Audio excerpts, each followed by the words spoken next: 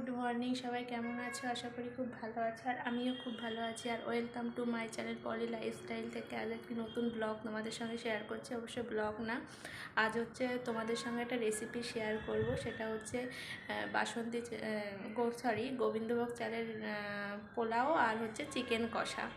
চলো তোমাদের সঙ্গে শেয়ার করব, কেমন হয়েছে প্লিজ জানাবে। দেখো, প্রথমে আমি গ্যাসে কড়াইটা বসিয়ে দিয়ে গ্যাসটা অন করে দিয়েছি। তারপরে কড়াইটা গরম হয়ে গেলে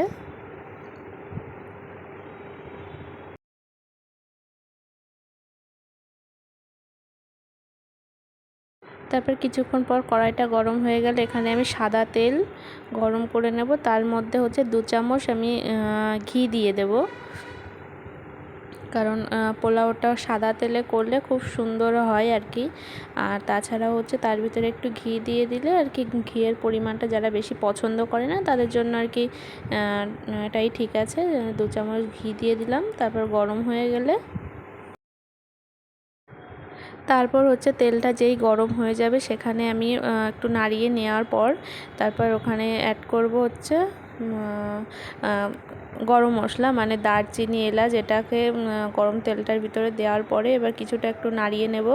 নাড়িয়ে নেওয়ার পর হচ্ছে তারপরে আমি এখানে মেপে রেখেছিলাম হচ্ছে 4 কাপ চাল, আর তার সঙ্গে ভালো করে ধুয়ে নেওয়ার পরে ওখানে হচ্ছে হলুদ আর কালারের জন্য হলুদটা দিয়েছি। কেউ চাইলে অন্য কিছু ফুড কালারও অ্যাড করতে পারো, কিন্তু আমার মনে হলো যে এখানে হলুদের কালারটা দিলে ভালো হবে, সেজন্য আমি হলুদটাই ইউজ করেছি, আর কিছুই দিইনি। কেউ চাইলে আদা বাটা, লঙ্কা বাটাটাও দিতে পারো, কিন্তু আমি শুধু হলুদটাই দিয়েছি। আর 1 চামচ ঘি দিয়ে ভালো করে মাখিয়ে রেখে দিয়েছিলাম কিছুক্ষণ।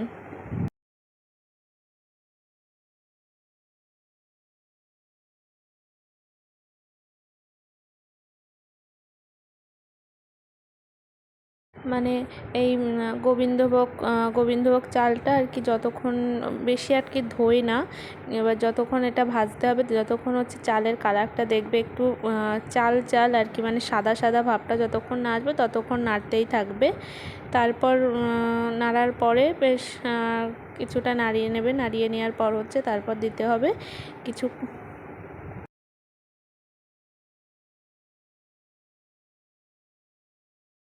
তারপর দেখো আমি দিয়ে দিয়েছি হচ্ছে কাজু আর কিশমিশ, কারণ আমার খুব একটা কাজু কিশমিশ ভালো লাগে না, সেজন্য আমি অল্প পরিমাণে দিয়েছি। তোমরা চাইলে তোমাদের ইচ্ছা মতন দিতে পারো।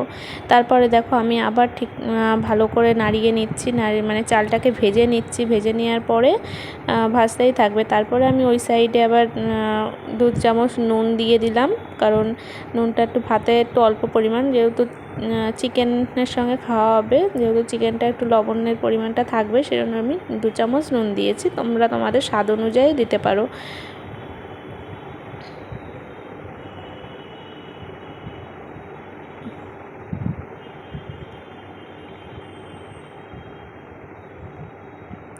তারপরে আমি ওখানে যেহেতু 4 কাপ চাল আছে, সেজন্য আমি 8 কাপ গরম জল করে নিলাম। মানে 8 কাপই দিতে হবে। তোমরা যদি যে পরিমাণ চাল নেবে তার ডবল হচ্ছে জলটা দেবে। দেওয়ার পরে আমি একটু হালকা নাড়িয়ে নেওয়ার পরে দেখো একটা ঢাকনা দিয়ে রেখে দিয়েছি বেশ। তারপর দেখো আমি 20 মিনিট পর ঢাকনাটা তুলে নিয়েছি। আমাদের পোলাওটা কি সুন্দর ঝরঝরে হয়েছে। এবার যতক্ষণ ঠান্ডা থাকবে একটু আঠালো ভাবটা থাকবে। চিকেনের জন্য তেলে জিরে দিয়ে দিয়েছি, তারপর পেঁয়াজ দিয়ে দিয়েছি, কুচানো পেঁয়াজ। তারপর 2 চামচ লবণ আর 2 চামচ হলুদ দেওয়ার পরে ভালো করে নেড়ে নেব। নেড়ে নেওয়ার পর হচ্ছে ওর ভিতরে আদা বাটা, রসুন বাটা এবং জিরে বাটা দেওয়ার পর আমি ভালো করে নাড়িয়ে নেব যতক্ষণ না আর কি তেল ছাড়ছে। তারপর আমি একটু বাটি মশলা ধোয়া জলটাও দিয়ে দিলাম, দিয়ে আবার নাড়তে থাকবো। এটাকে ভালো করে নাড়তেই থাকবো। তারপর আমি দিয়ে দিলাম একটা টমেটো কুচি। টমেটো কুচিটা যতক্ষণ আর কি সেদ্ধ না হবে ততক্ষণ নাড়তেই থাকবে। আর দেখবে কিছুক্ষণ নাড়ার পরে দেখো কি সুন্দর তেলটা ছেড়ে দিয়েছে। তারপর আমি চিকেনটা দিয়ে ভালো করে নাড়িয়ে নেব। আশা করি চিকেনটা সবাই রান্না করতে পারো। আমি আমার স্টাইলে আমি যেভাবে রান্না করি সেইভাবেই তোমাদেরকে শেয়ার করছি। দেখো আমার সুন্দর কালারটা এসছে, যেহেতু আমি এখানে শুকনো লঙ্কা দিয়েছি, কালারটা অ্যাকচুয়ালি খুবই সুন্দর আসবে।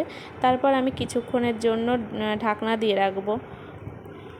আবার এই সাইডে দেখো আমি একটু জল গরম করে নিচ্ছি, কারণ আমি মাংসতে সবসময় গরম জলটাই ব্যবহার করি। এটা তোমার স্বাদটাও সুন্দর আসবে আর কালারটাও খুব সুন্দর আসবে। এদিকে দেখো চিকেনটা প্রায় কষানো হয়ে গেছে, কি সুন্দর জল ছেড়ে দিয়েছে। এবার আমি আস্তের পরিমাণটা একটুখানি কম দিয়ে আমি হালকা করে নাড়তেই থাকবো। তারপর আমি এখানে যেখানে আলুটা আমি সাইডে ভেজে রেখে দিয়েছিলাম, আলু ভাজাটাও দিয়ে দিলাম, কারণ না হলে সেদ্ধ হবে না। তারপর দেখো আমার পুরো চিকেনটা কষানো হয়ে গেছে।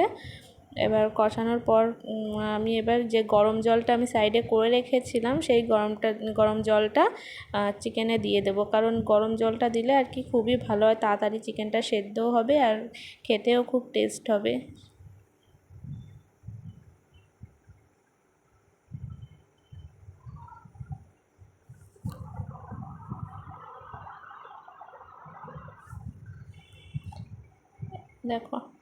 দেখেছো পুরো ফুটন্ত গরম জলটা আমি চিকেনের ভিতরে দিয়ে দিলাম।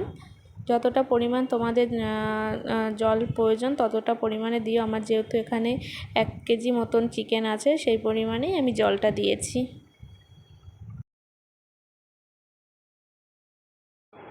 তারপর আমি কিছুক্ষণ ঢাকনা দিয়ে রেখেছিলাম। রাখার পরে আমাদের প্রায় চিকেনটা হয়ে গেছে। আমি গরম মশলা গুঁড়োটা অ্যাড করলাম। গরম মশলাটা আমি যেহেতু খুব একটা পছন্দ করি না, সেজন্য আমি অল্প পরিমাণে দিয়েছি, তোমরা তোমাদের অনুযায়ী দিয়ে দিও। দেখো ফাইনাল আমাদের চিকেন কষাটা রেডি। দেখো কালারটাও খুব সুন্দর এসছে, আশা করি খেতেও খুব ভালো হবে। ঠিক আছে, তোমরা চাইলে এরকমভাবে একবার ট্রাই করতে পারো বাসন্তী পোলাও আর তার সঙ্গে চিকেন কষাটা।